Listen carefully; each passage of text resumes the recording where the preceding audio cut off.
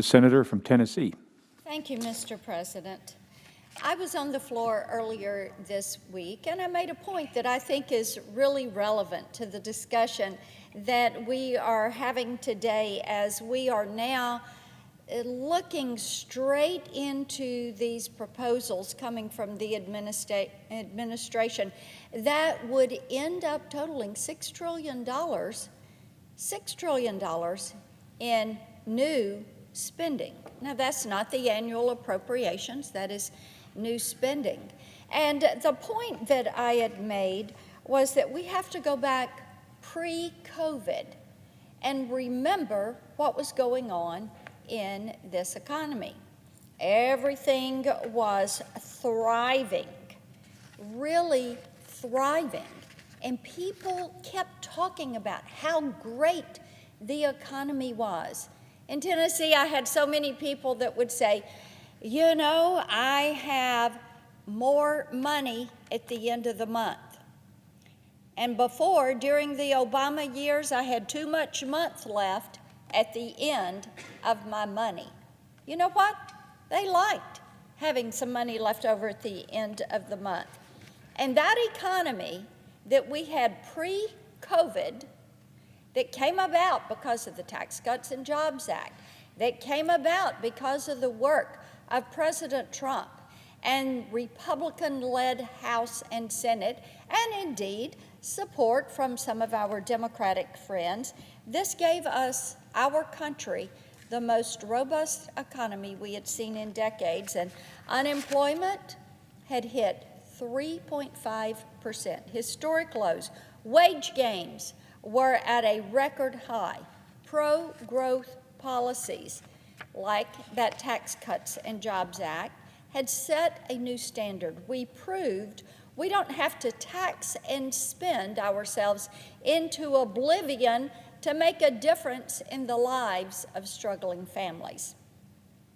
It's a legacy that my Democratic colleagues wish the American people would forget, because that memory is getting in the way of their work on behalf of big spending, big government, big programs that take big bucks right out of the American taxpayer's pocket. And the Democratic agenda is not cheap. It is going to take a lot of taxpayer dollars. So, how does President Biden intend to pay for this?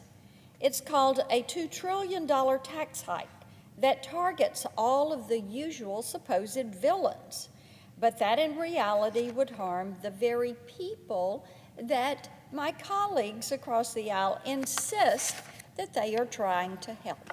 Let's look at the proposed corporate tax hike.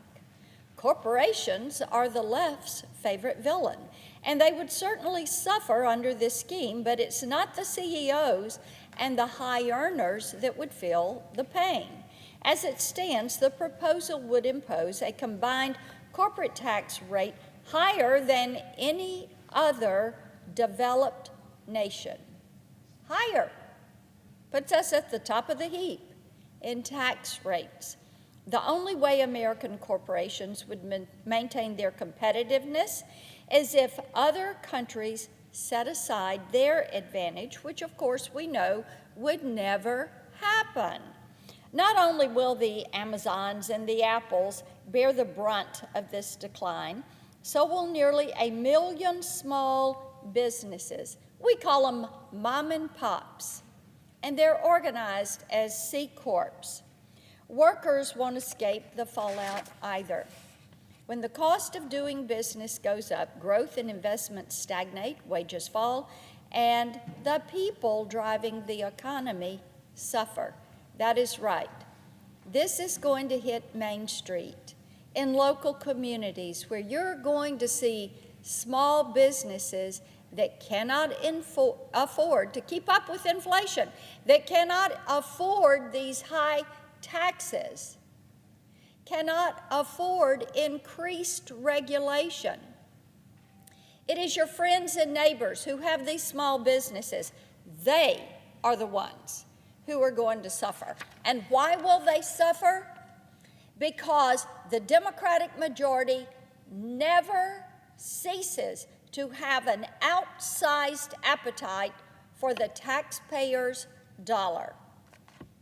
Even conservative estimates from the nonpartisan Joint Committee on Taxation show that workers will bear a quarter of that new cost of doing business.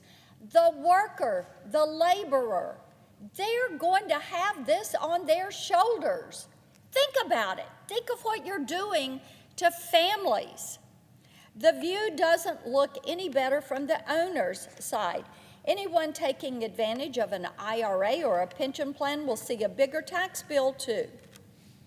Watching this White House make fiscal policy is like watching reruns of the Obama administration. The formula is the same.